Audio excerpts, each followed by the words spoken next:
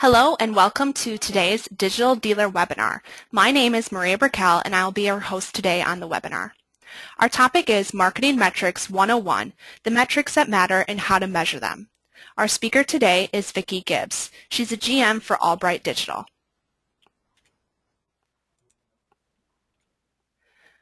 The webinar audio today will be broadcasted through your computer speakers. If you're having any trouble, please click that telephone icon and you will get the call-in information. All lines will be muted by the organizer throughout the presentation. If you have any questions, please don't hesitate to use the question box in your GoToWebinar task box. Our moderator today is Maureen Condon. She's the editor for Dealer Communications, Dealer, and Digital Dealer magazine. Maureen? Thank you, Maria. I'd like to introduce our speaker. It's Vickie Gibbs. She's the GM for Albright Digtial, which helps auto dealers drive more sales from digital. Vickie brings more than 20 years of experience in technology, including 12 years with e-commerce, analytics, mobile, and internet marketing. Prior to launching Albright Digtial in 2011, Gibbs worked for Viacom, where she led a variety of initiatives in mobile, analytics, and video across various brands, including MTV, Nick, and Comedy Central. Before Viacom, she worked in a variety of high-tech companies, including Art.com and Motricity, where she led teams marketing and client services. She started her career at Mitsubishi, where she worked as a design engineer and received FOA patents. Gibbs received her BSc in electrical engineering from Duke University and her MBA as a Dean Scholar from the Keenan-Flagler Business School at UNC Chapel Hill. Vickie, would you like to begin? Thanks, Maureen, and welcome everyone to the webinar. I am Vickie Gibbs, and I am, as Maureen said, the General Manager of Albright Digtial, and I'm here to talk to you about marketing metrics. One of the things that is a top priority for us as a company is delivering proven results for our clients. And with that, we get into a lot of discussions with our customers about metrics and measuring success.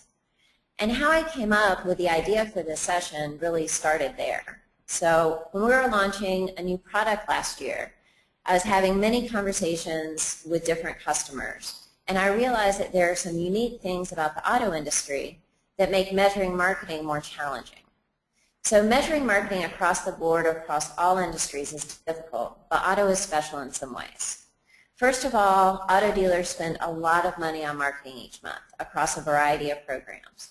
And for this reason, understanding what's working and what isn't is even more important because you're looking to turn a positive return on investment. Second, you spend all of those marketing dollars across a lot of different vendors, and that introduces another challenge. Those vendors each deliver you reports. So one, you have a lot of different reports to sift through. I'm sure some of y'all have 10, 20, maybe even more reports that you're dealing with on a monthly basis. And secondly, in many cases, those reports may be talking about the same metrics, but defining them slightly differently and things like that. So then you have conflicting information, you have a lot of information to sift through, and it's really hard to figure out what's working and what isn't. So out of those challenges is why I came up with this session. And really what we're looking to do today is to focus on the basics of marketing metrics and how to measure those. So let's jump right in. So when I look to manage marketing and marketing budgets, one of the things that I always remember is that you can't manage what you can't measure. So whatever you can't, if you can't measure it, then you can't understand what's successful, and you can't understand really where to invest more, where to invest less. So as you're spending all of your money on your marketing programs throughout the month, you're spending on TV and radio, you're spending on standard digital marketing like SEO and SEM, you're spending money on social, on review management systems, what have you. And when you look at the end of the month on your sales and you try to figure out what's really driving that, that's where your challenge is. After this session, you should be able to at least identify what metrics you need to measure to figure out what of those programs are working and not. We're going to cover three main topics here today. First, we're going to look at how to set expectations for various marketing programs. So understanding what is a reasonable expectation for each of those marketing programs is very important. Marketing programs can be put into two different major buckets in branding and direct response. And we're going to talk about what marketing programs go in each and how that impacts what expectations you have for those. Secondly, we're going to talk about the very specific metrics that you need to measure for each channel to see what's successful and not. And finally, we're going to talk about some tactics for improving those marketing programs and driving additional sales. I'm not going to spend as much time today on that third topic. I'm going to spend more time on the first two. I'm going to have some more time at my session at the Digital Dealer Conference. We're going into more case study information, so I would encourage you to attend that to get some additional tactics and problem solution results. So the first thing that we'll look at is classifying marketing programs. So when you look at the classification, marketing programs can be put into two different buckets, branding and direct response. So with your branding and direct response programs, and Maria, I have to interrupt briefly. I'm having a hard time pushing forward the presentation, so if you could forward it for me, that's great. Okay. Okay, thank you. So all of our marketing programs can be put into two big buckets, branding and direct response. One of the reasons we do this is that they both work together very well to drive sales for your overall business. But there's different purposes for each. And so without understanding what purpose each one of them is supposed to do, then it's hard to understand what metrics to measure. In order to understand how these actually relate to driving sales for you, let's walk through a quick example. So we're going to walk through an example of someone walking through the purchase process. So we're going to look at Harry here for a second. Harry, he needs to gain a little weight. He's a little skinny, but besides that, he has a truck that he's had for 3 years, and it's got about 50,000 miles on it. And Harry is not even thinking about buying a new car right now. He is basically happy with where he is. But in his everyday life, Harry interacts with lots of different marketing around him. He watches TV, he sees TV commercials, he's listening to the radio on the way to work. When he actually bought his truck, he actually became a Facebook friend and a Twitter follower with the dealership where he bought it. So as he goes onto Facebook, he sees an article about a new truck that's coming out next year. He reads that article. He sees different information about safety features in his Twitter feed. All of those pieces of information are interacting with him each day. And what that's doing is it's leaving an impression of the dealership with Harry, even though he's not in that purchase process. Now, as we go 2 years down the road, we have Harry, and he is thinking, okay, my truck's 5 years old. It's getting towards the end of the year. I know that there may be good specials with them trying to get rid of cars from this year, so maybe I should think about getting a new truck. So what Harry does is he actually starts to build his consideration set, and he starts to do some research, his initial car research, his initial dealership research.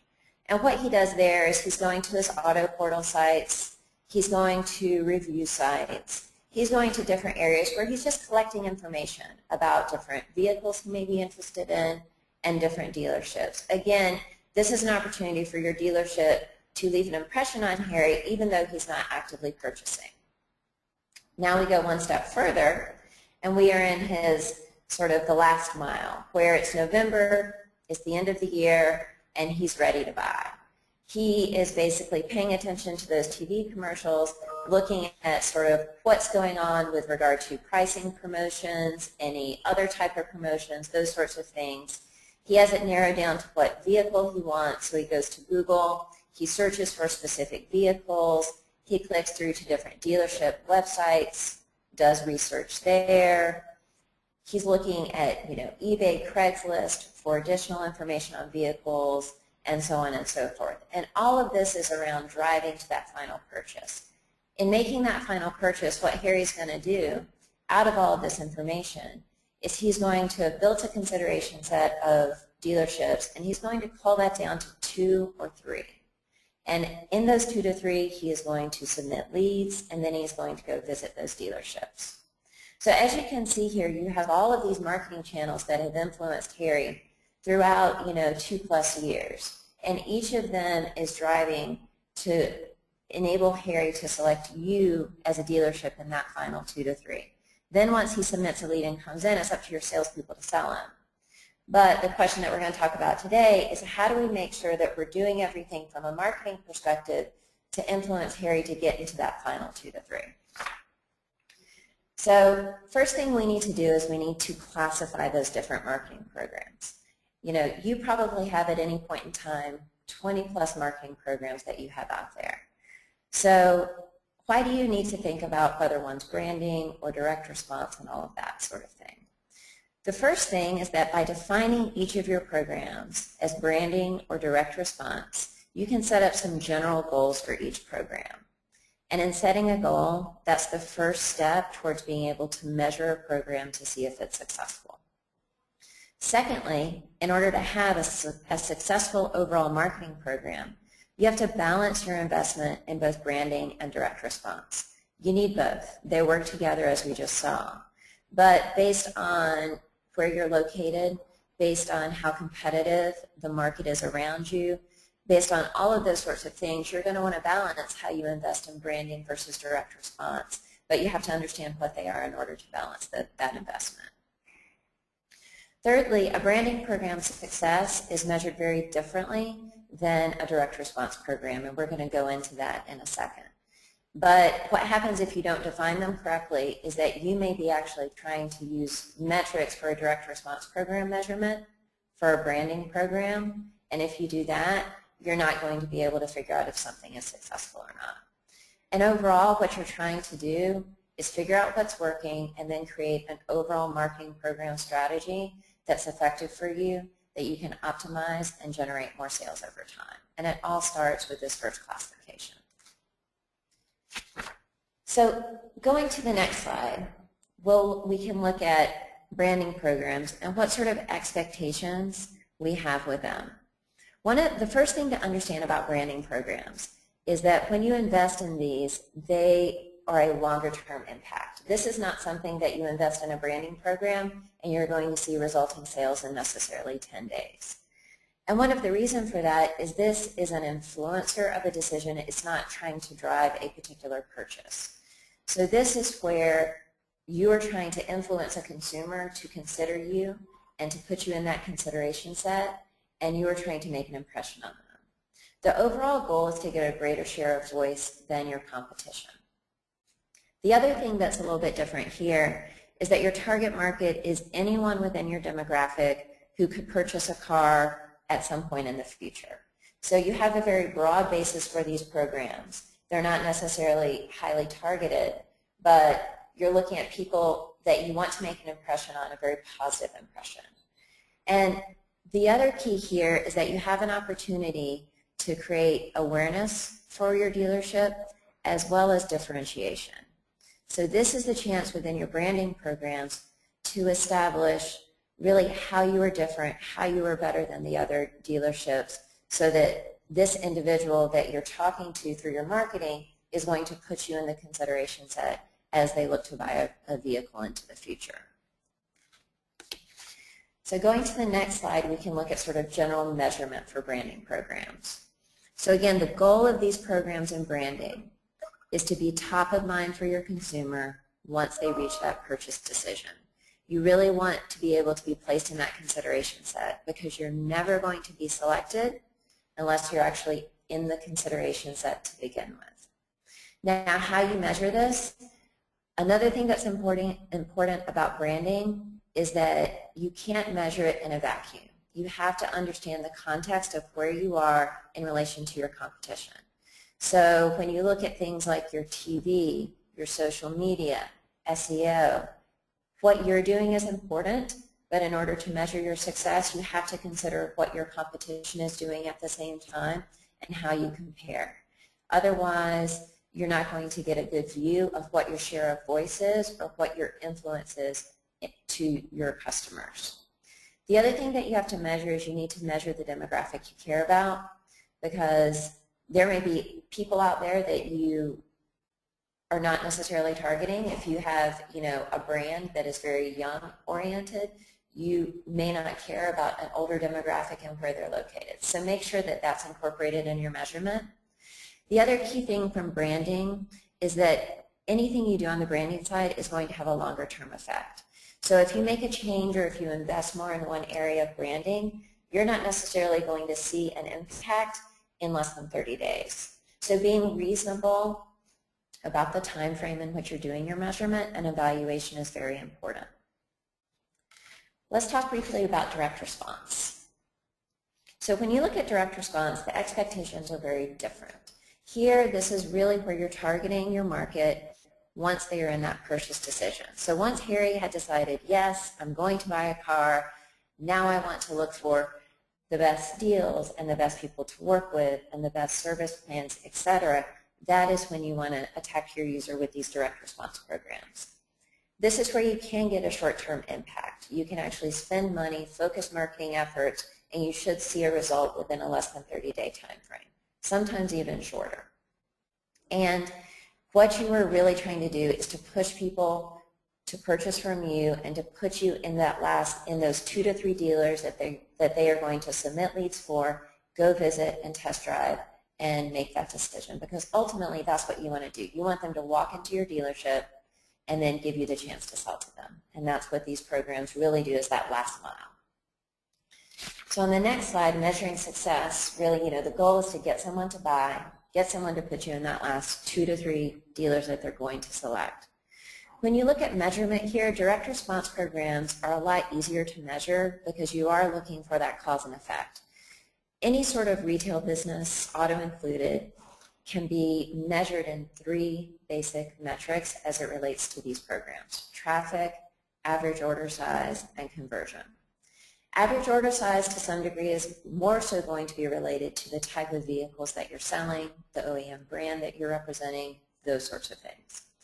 Your direct response programs, you're going to be measuring them based on your traffic and based on your conversion. Traffic both into your dealership for appointments as well as traffic online. And so you can measure any of these programs from the traffic to the number of appointments and then to sales. So when you look at online, you can look at that as basically website. You can also look at that as far as your internet leads. And that is really how we can tie it all together.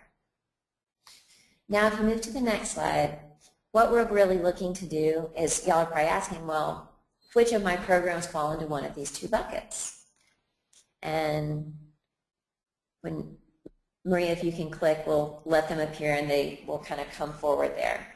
So what you can see here is where some of these programs fall. I'm going to go through these in details in a second, but as far as our branding programs at a high level, you have things like SEO, organic search. You have your online review sites such as Google+, Yelp, etc. You have social, Twitter, Facebook, those elements. You have your vehicle portals such as AutoTrader, Cars.com, Edmunds. Now there are some of these programs that can fall into both buckets, and I'll go into a little bit more detail later, and those are mainly your TV, radio, and your local online advertising. Then your direct response, those are things like your promo advertising on those portals, your website, any paid SEM that you're doing, and also listing services such as Craigslist and eBay, as well as third-party internet providers. So the next thing that we're going to go into is details around measuring success. So now that we can classify each of those programs, now we have to figure out how do we actually measure them. So with all these reports, with all of this data that you're going through, how do you actually figure out what's working and what's not? And one of the things I'll say here is that as I go through these different examples, if you have particular questions about any programs that I haven't covered, if you want to type that into the questions, you can ask that at the end, and I can give you some insights on those. So first, let's talk about local advertising as it relates to branding. So as I said before, this is it's combo branding and direct response for your local advertising, and we're going to talk about it related to branding first. Your branding goal here is to get a greater share of voice than your competition. This is also your opportunity to really imprint in your customer's mind how you're different and better. So when you look at how do you measure this, there's a couple different ways. One, you can look at, and you can talk generally with your agency about this, or many times your local TV or radio reps, and ask them how what you're spending compares to what your competition is spending. Are you the same? Are you more? Are you less? This is also something that just by watching TV and listening to the radio, you can get probably a pretty good idea of. If you know that your competitor down the road, it seems like you're hearing him on the radio every morning and you're not there, that's something to think about. There's also a matter of where you are advertising, TV, radio, online. That will relate to your demographic and where they are. But what we're measuring here for branding is your share of voice. So are you being heard in more places than your competition, the same, or less? And then also, are you able to clearly convey your key point of differentiation? With branding in these channels, you have an opportunity, in many cases, TV and radio, 15, 30, 60 seconds sometimes, to deliver your message as far as why this is, why you're better, why someone should come see you. With online, even for local, you can generally afford to buy enough impressions so that you can have some branding-oriented ads as well as some direct response. So again, you can have those things work together very effectively so that you can create awareness for your brand locally as well as differentiation for why you are different. So again, as far as measuring for branding in this case, you're looking at the amount that you're spending or the amount of penetration frequency you have in these, as well as how well is your message getting across. The next one that we'll go into is looking at your different auto portals. So when you look at these, the ones AutoTrader, Cars.com, Edmunds, to name a few, these cover a lot of different listings for auto dealers. There are standard listings, there are premium listings, and even some in between. So when you look at this, if you go to these sites, these folks like Edmunds, AutoTrader, Cars.com, they are spending a lot of money to drive consumers to their portals, and consumers are going there and they're doing a lot of research. So if someone is going there and they're searching for new Fords, new Kias, Toyotas, what have you, they're going to see a listing of cars within their area that are related to dealers. So when you look to measure how you're doing here, you're going to look at, are your competitors, are they premium, are they standard, what are you? You're going to look at, when you look at those search results, where are you ranking compared to them? And then you're also going to be looking at the amount of traffic that you're getting on those sites. That's specifically how many people are going to your dealer page, how many people are going to your vehicle detail pages, and things like that. Because those are at least people who are seeing your brand there, and so on and so forth. So you can see how that might vary between a basic listing versus a premium listing. You can also look and see, just what the sort of entry is as far as like how you're being presented versus your competition to see how you're doing. So next we'll go through and we're going to look at, I believe social is next. Yep. So social has become a pretty hot topic over the past couple of years. And I think a lot of dealers have been challenged with, one, how much do you spend here, not only money-wise, but also time-wise to manage these channels, and what should I expect out of them? I've heard a number of dealers be frustrated a little bit with Facebook because it doesn't drive direct sales. And one of the reasons is that it truly is a great branding mechanism, but it's not necessarily direct response. So your Facebook posts are not necessarily going to drive direct sales, but when you look at it from a share of voice perspective, if you have a lot of presence and are louder than your competition in that and are providing good content, it can be a key influencer to getting you into that consideration set. So when you look to compare and measure how you're doing on social, and I'm looking specifically at Facebook and Twitter here. I'm going to go into some of the newer ones in a couple slides. But Facebook and Twitter, they've been around for a while. They have lots of penetration with users. And there are metrics that you can look at to compare you and your competition. For Facebook specifically, you can look at your number of fans. You can look at the reach of your post. And you can also look at the number of comments that users have made and the number of times that they have shared your content. And you need to look at this again in comparison to your competition. Now, one of the things that Facebook did when they launched their new timeline is you can actually see insights for yourself, as well as you can see some limited set of insights for other pages. So that's a great opportunity for you to see how you're doing, but also look at how your competition is doing as well. For Twitter, what you can look at is you can look at the number of followers. You can look at how many people you're reaching with your posts. And then you can also look at the number of times your posts are retweeted or anytime you get comments or direct messages. So both Facebook and Twitter, one of the reasons that I'm pushing to look at comments and retweets and things like that is that it's about having useful content for your consumers. There's also, I think, different schools of thought with getting different fans and followers. You can use contests effectively. You can use content effectively. And there's two schools of thought as far as do you just need as many as possible, or do you need really quality content where you keep users engaged? One of the things that these social networks also enable individual users to do is that once you're a fan or a follower, you can very easily unfollow or not look at someone's post. So creating relevant content that's useful to people is important about keeping tied in with people who are following you in these channels. Next, we're going to talk a little bit about online reviews.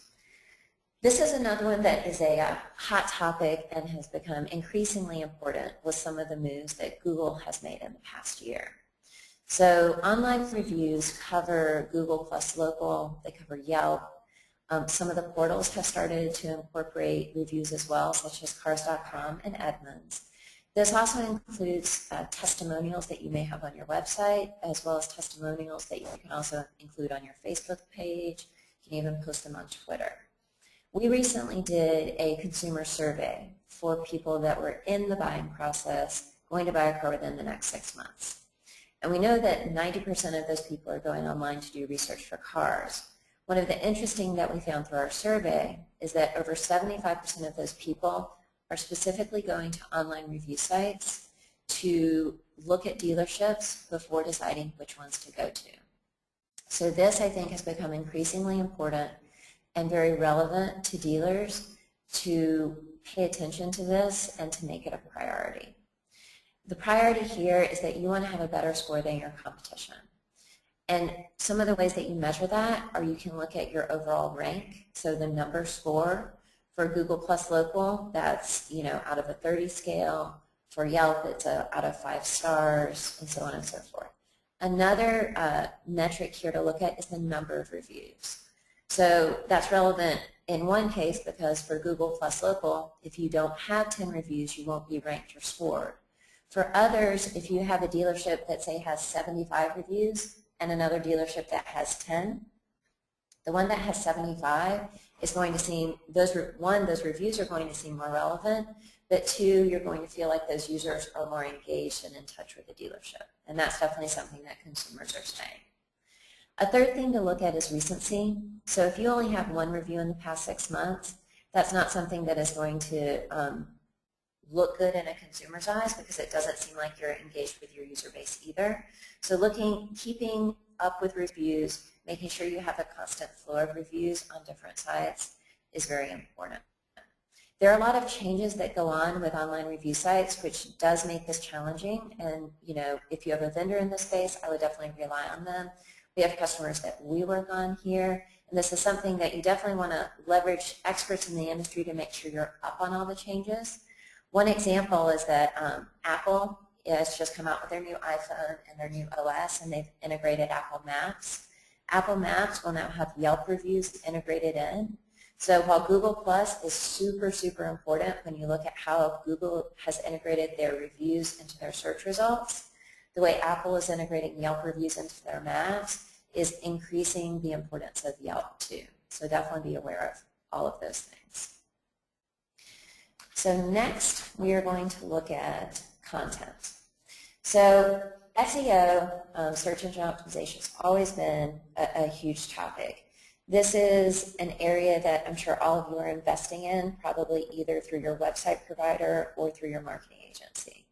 And it's something that, as you know, it's longer term. So if you decide that you want to rank higher for specific keywords in SEO and you make changes to affect that, those changes aren't going to take effect for maybe 90 days. But this is also something that you have to continually invest in. And one of the ways that you invest in SEO is through content.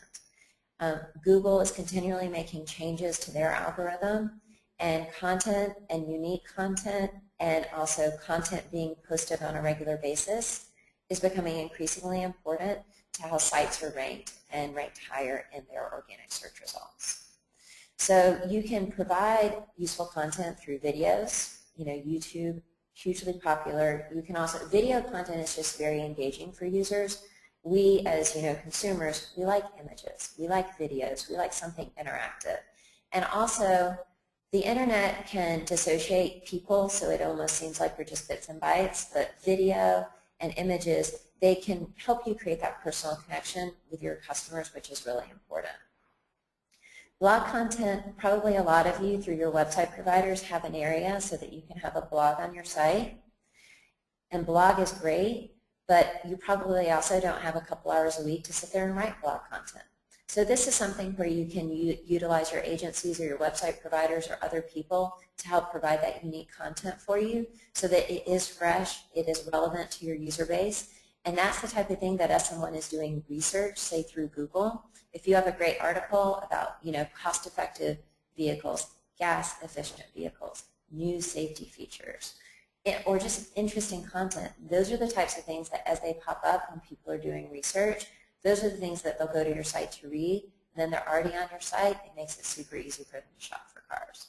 So all of those things, again, it takes some time, but it's well worth it, and all of those things are, go back to how are you ranking, how are you ranking compared to your competition, what kind of viewership are you getting on your videos, and all of those sorts of things.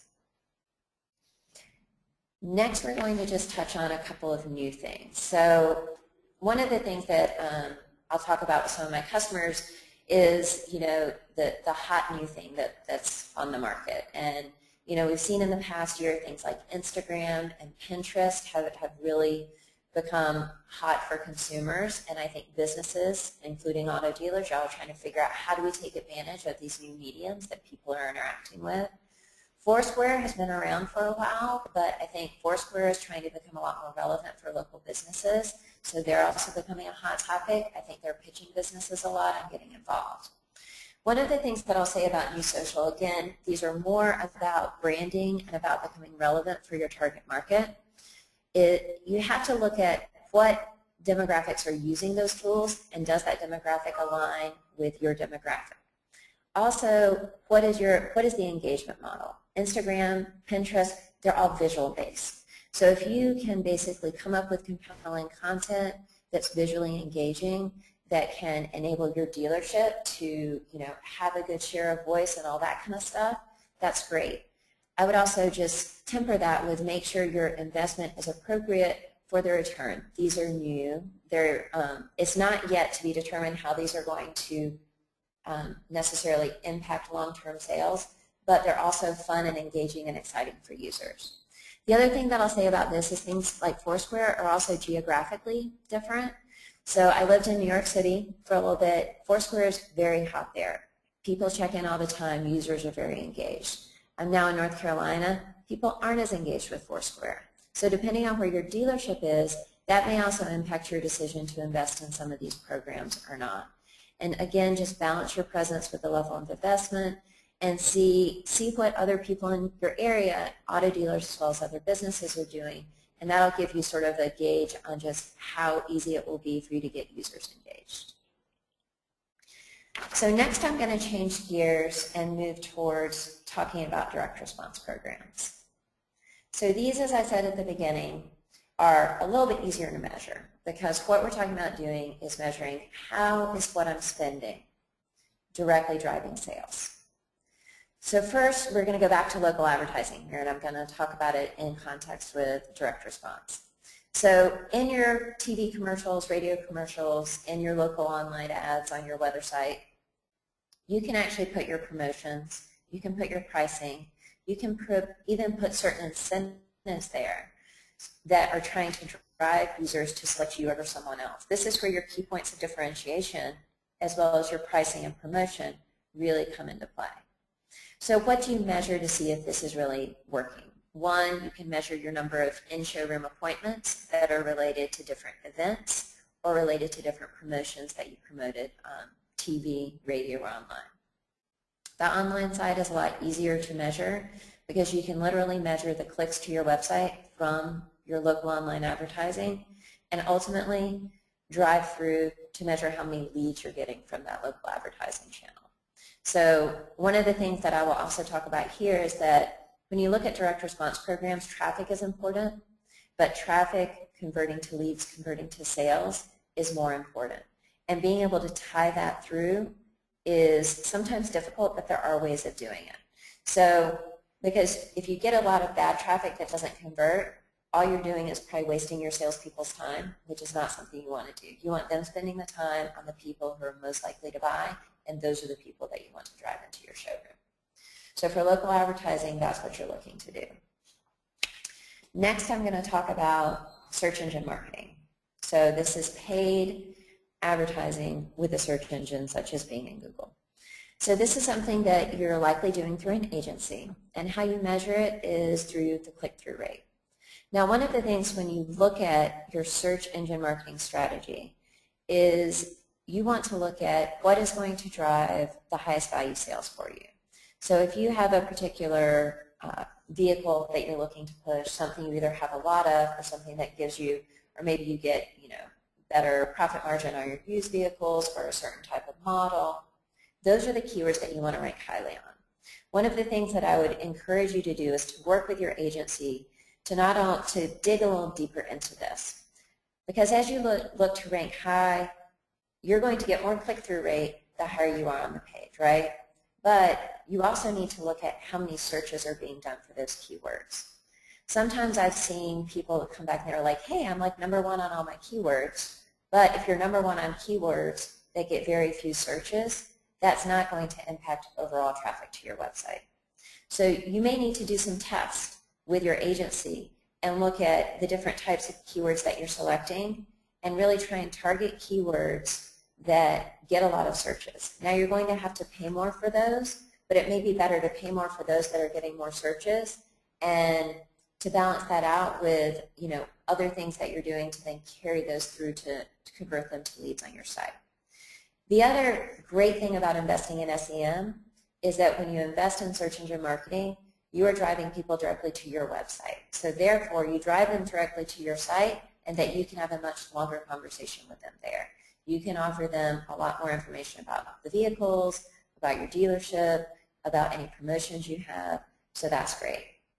The other thing that you can do is the way analytics work on both Google, Bing, and private analytics that your agency is providing you, is you can not only see your overall click-through rate, but you can also see your click-through rate per keyword, and you can also see if those keywords are converting to leads.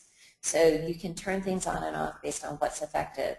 And it does take a little bit of time to walk through that with your agency, but your agency should be able to get to that level of detail and highly optimize these things for you. So next, we're going to talk about your website. So when you look at driving traffic to your website, there's a lot of different ways that you drive traffic. You drive it through your local advertising, you drive it through those auto portals, you drive it through SEM. Ultimately, what you're trying to do is you're trying to capture leads and sales from your website and drive a positive ROI because you're spending a lot of money on your website. You're spending money on traffic to drive to your website, and you want to convert as many users as possible. Your key metrics here are simple. You want to understand your traffic, your leads from your website, and ultimately your sales. Your conversion from your website, number of sales to number of leads, is probably higher on your website than any other third-party internet provider. And one of the reasons is because you have the ability to influence those users in a much more direct way when they're actually on your website. One of the reasons to think about that is that whatever you can do to convert more visitors on your websites to leads is a very sound return on investment for you because you already have people there, you're having a conversation. being able to basically get them over the hump is hugely important. So if you think about it, your conversion on your website to leads is probably less than 5%. If you have a 2% conversion rate and you increase that to a 3% conversion rate, that can have a huge impact on just your monthly sales. Because what that converts to is 10 additional car sales, 20 additional car sales from just raising your conversion 1 percentage point. So again, website hugely important. Look at your traffic, look at your leads, look at your sales, and look at how each channel is doing so you can optimize that over time. And then look to use different methods, whether it's sliders, whether it's a lot of you are using chat, other things like that, to basically increase conversion on your site. Next, we're going to talk about just third-party lead providers and online advertising. So I'm sure all of you are using a combination of your website and third-party lead providers and other types of advertising to basically drive your internet sales. So as far as measuring these different things, what I do, most of the CRM providers will provide this to you, is you can get an internet report or an internet performance report where you can look at things by source. So when you look at things by source, you should be able to see each provider. You should be able to see how many leads they're driving to you, how many in-showroom appointments that's driving to you, and ultimately how many sales. Again, probably your highest converting channel is going to be your website, and then beyond that, you can look at these other third-party providers and figure out what's working and what's not. Now, if one of these providers has a lower percentage, that gives you an opportunity to go talk to that provider too and maybe work with them in figuring out, okay, how can I increase my conversion percentage? Are there things that I can do to have my vehicles presented better, provide more information, whatever it might be, so that you can actually increase that percentage. Overall, you want to get the best conversion percentage out of your internet marketing, and elements of your website as well as these third-party providers are really key. So it's very simple. It's the number of sales divided by your number of leads, and then evaluating each third-party provider that way. Finally, I'm just going to touch on listing services such as eBay and Craigslist. So what you're trying to drive here with eBay and Craigslist and other listing services like this is you're trying to drive those direct sales. eBay and Craigslist provide you flexibility to basically promote things within the listing, as far as what is your headline, how are you doing things there, as well as ways to vary your landing pages as far as the photos you're using, your description, various things like that. You can look at how changing those elements can actually impact your metrics. So let's say you add more photos, or you add a video, or you change the way you do a headline. That may impact you to get more leads. And so if you're looking at these metrics that I have listed here below, as far as the number of leads per car posted, the number of sales per number of leads, those are the things that as you make those modifications, you can actually see those reflected in the metrics, and you should very quickly be able to see what's working and what's not. Again, probably with these things, you would probably see an impact within, say, a week or two. And so you can quickly iterate through trying to optimize these sorts of things. And ultimately, for these guys, it's going to be, what's your return on investment in each of these channels, as far as what are you spending on them versus how much money you're making on the back end. Now, in conclusion, let me just kind of review sort of the big takeaways here. So one, if you can't measure it, you can't understand if something is effective. And ultimately, you are sitting there at the end of the month. You spend a lot of money on marketing. You're looking at your sales. You want to understand what's impacting it.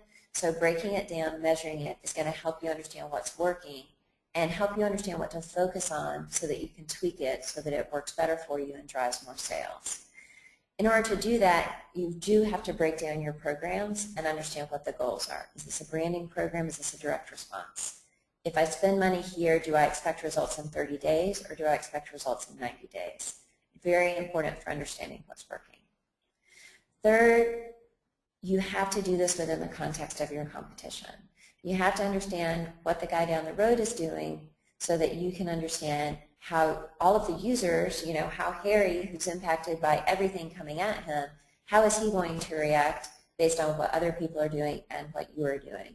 And that's how you're going to create a cohesive program that will give you a positive return on investment and get the customers coming into your front door.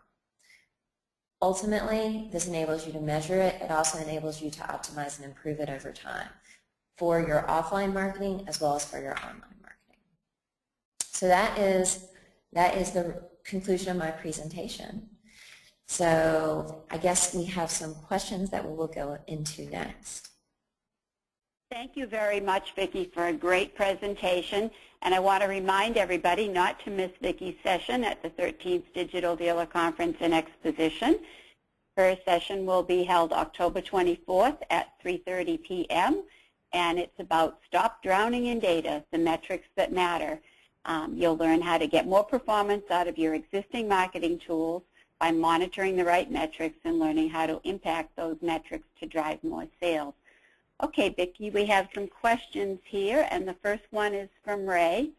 He says, what are your thoughts about paid advertising on social media sources like Facebook, Yelp, and Kudzu?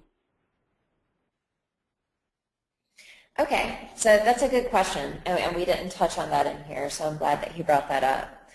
So, one, I would say, if you're looking to do paid advertising on, say, Facebook, understand that the goal for that is to get probably fans for Facebook. And so again, that is a branding program. So I think you have to look at that from a budgetary standpoint as far as like how important is Facebook and that as an influencer to your overall target market. We've run some Facebook campaigns for some of our dealership customers to get additional fans around contests and stuff like that. One of the things that I've seen work is that Facebook advertising works when there's a specific incentive for users. So is there a contest that they can win a prize for? When you look at just some general branding and stuff like that, it's a little bit fuzzier. You can get your brand in front of customers, but the way that Facebook has integrated their advertising right now is it's not very noticeable. You're only paying for clicks, but it's just kind of a balance. What I've done with each of the Facebook ad campaigns that we've done is I've set a particular budget that we're going to spend, and we're going to get a certain number of clicks leading to fans. We evaluate whether that's worked for us or not, and then that's what we've done is we've done this then in basically limited campaigns over a specific period of time associated with an event, and that's where we found things to be most effective. Thanks, Vickie. Our next question is from Sherry. She asks, we are a single-point Mitsubishi dealer in a large, expensive metro area. With less than 2% of the market share, how would you allocate your advertising budget? So I would say, one, I would look at who are you directly competing against for your Mitsubishi cars. There's probably some other OEM brands that you're competing against. You're probably also competing against used. So if you have a very low market share, I would think that you would need to more heavily invest initially in some branding and then weave into there some direct response. For your branding, I mean, the biggest bang for your buck if you're really trying to increase that market share and share of voice for just pure awareness is TV and radio is still the way to go because you get the broadest base. But depending on what your marketing budget is, that may or may not be possible because it's also very expensive. So the other option that I would go to is I would look at your local advertising and combine that with a lot of focus on search engine marketing.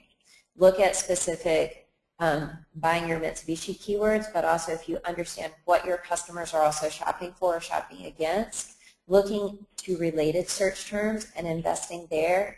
One of the reasons I say that is because you can cost effectively spend the money and also see the impact very quickly so you can make adjustments. Okay, thank you, Vickie. We have a question from Carol, and she asks, how do you know that showroom appointments are related to TV, online, or radio? So it's hard. That's not an exact science, but there's a couple different ways. One, you can always ask customers. They may or may not tell you. They also may or may not know, to be honest. They may have heard it a couple different ways and may not exactly know. One of the things that you can usually look at, though, is if a customer comes in and they're inquiring about a specific promotion that you know was heavily promoted on TV or radio, that's probably a clear indication that they looked there. Another indication is if you can get your salesperson just to talk to the person about how they found you or whatever, you can probably find some of that. Some are going to more heavily focus on internet research, so things like Google searches and how you're ranking there is going to rank equally as much as dealership. But to some degree, it's a little loose. But what I would do is I would look at the promotions that you're promoting via TV and radio and look at, are those things that people are inquiring about as they're coming in. Thanks, Vicki. Here's a question from Dan. How do you measure effectiveness of SEO and other long-term branding advertising initiatives? So the hard and fast way to do that is to actually do a branding study. So agencies can do this as well as other marketing research agencies. And it's something that, if it's something that you're willing to invest in, it's something that you could do, say, twice a year or even once a year just to see how they're doing. If you want to really be on top of it, you could do it once a quarter. And what this is what happens during these research studies is you will actually have a third-party research firm that will go out into your target market, to your target demographic, and they will do surveys. They will do surveys sometimes direct, sometimes online. What they will ask in that survey is a number of different questions. So it won't be just auto-focused, it would be a variety of vendor-focused, but they would ask some questions that relate to brand recall, what's both aided and unaided. And you can do that around particular campaigns. So if you had a big campaign around a big event and you want to know how effective your TV and radio advertising was, you could actually do one of these research studies right afterwards, and you would do one before and you would do one afterwards to see how your aided and unaided brand recall were different. That's one of the ways, from just general branding as far as TV and radio. When you look at SEO, this is something where if you have an SEO provider, whether it's your website provider or an agency or a boutique or something like that, I would have them do, before they start any big work for you, have them do a baseline study that looks at, here are the 20 keywords that we are focused on, winning as far as SEO and highly ranking for. Have them do a baseline, before they start their work as far as where you rank for those keywords and where your competition ranks. Then what I would do is have them do that same study 60, 120 days after so that you can see where you've been able to move the needle with those particular keywords. One of the things to remember with both SEO as well as SEM is you have to specifically measure how you're doing for specific keywords. So if someone's just doing, I hear a lot of times people say, quote, someone's doing SEO for me. And my question is, well, what are they, what keywords are they focused on? And that's very important for you to understand to make sure, one, they're the right keywords, two, they're focused the right way based on, your competition and who's out there, and your goals around just promotions and what you're trying to do. But also, it's very much, if you don't know what you're focused on, you're never going to get there. But I would, for those keywords that you're focused on, have them do a baseline, and then as they're doing their work, have them repeat the study on a regular basis so you can see how you're moving. Thanks, Vicki. We have another question here. Do you believe Edmunds.com is a major provider or a waste of money? I had dropped them recently, but I think it may just be an issue of sourcing. What do you think? So I think all of the major auto portals, Edmunds, Cars.com, Auto Trader, I think they both have a niche. They're both, you have to look at the fact that they're all marketing themselves to customers. And I think they all have slightly different ways that they're focused. Edmunds, for a long time, they were focused a lot on, they have a huge section related to just dealers so that you can easily find a dealer in your area. Whereas, Auto Trader was looking at a lot of, used car areas. They've all kind of molded together, so they're both doing new and used cars. And so I think it may be a matter of, one, looking at what you're focused on, new versus used, to figure out what's the best placement for you. Secondly, I think it's also a matter of looking at who, from a competitive perspective, who else is there. So if you have, 3 other people there who are premium sponsors in, that sell your same brand in your same area, maybe that's, and what I would do if it were me, I would test it. I would see how much traffic I get. I would see how much, does that move the needle at all over a period of time or not, and have a set time set on it, whether it's 90 days. And then if it works, great. If it doesn't, then you'll know. But again, around understanding what your expectations are out of it, and then looking at it over an appropriate time frame, you're able to test and see if it can be effective for you. Thanks, Vicki. We have another question from Ray. He says, a lot of dealers do not realize that social media is a full-time, almost 24/7 job. Do you agree?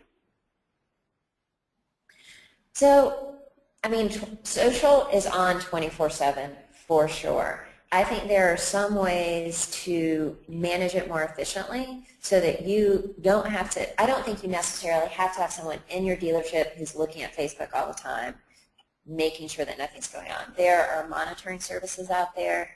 There are services that can do that for you. But in order to be relevant within social, you do have to be consistent. Now, does that mean posting to Facebook 5 times a day? My opinion is no. Does it mean posting to Facebook, 3 to 5 times a week? Probably. Twitter, maybe it's an everyday thing. If something's relevant, maybe more than once a day. I think the other thing that's key about social, depending on, again, your level of investment in it, which relates to your demographic. So if you are targeting a younger demographic that's very Twitter savvy, I think you can actually leverage social search to drive your business. If you do social search and you're looking for people who are talking about your OEM brand or talking about purchasing a car, and you can develop relationships, that's a way to also leverage social in a different way to actually drive a little bit more direct, but that does take a lot of time.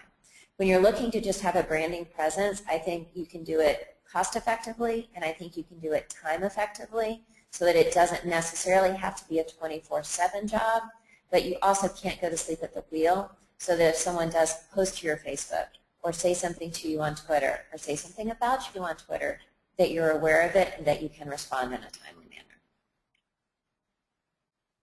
Thanks, Vicki. Well, I guess we've answered all the questions that our attendees have submitted, and I'd like to thank everybody for attending, and thank you, Vicki, for giving a great presentation. We'd like to ask everyone to complete a short survey that will be delivered to you after you exit the webinar. And if you have any additional questions or you would like a hard copy or recording of today's presentation, please email our host, Maria Burkell, at mburkell@dealer-communications.com. And please stay tuned for upcoming Digital Dealer webinars. Our next webinar will be held Thursday, October 4th. And it will be, You Had Me at Hello, So Why Didn't I Show? Converting Leads into Appointments That Show and Buy. Our speaker will be Dr. John Milarnik, the founder and CEO of PCS Global. The webinar is free, and we hope you'll sign up for it at www.ddwebinars.com. I'd also like to remind you to come and join us October 23rd to the 25th at the Mirage Hotel in Las Vegas, Nevada, for the 13th Digital Dealer Conference and Exposition. Don't forget, Vicki's going to be speaking at that too. Dealership registration is open, and you can register by going to www.digitaldealerconference.com. Again, Vicki, thanks for a great presentation, and thanks everyone for attending. Thank you. This concludes our webinar. Have a great day.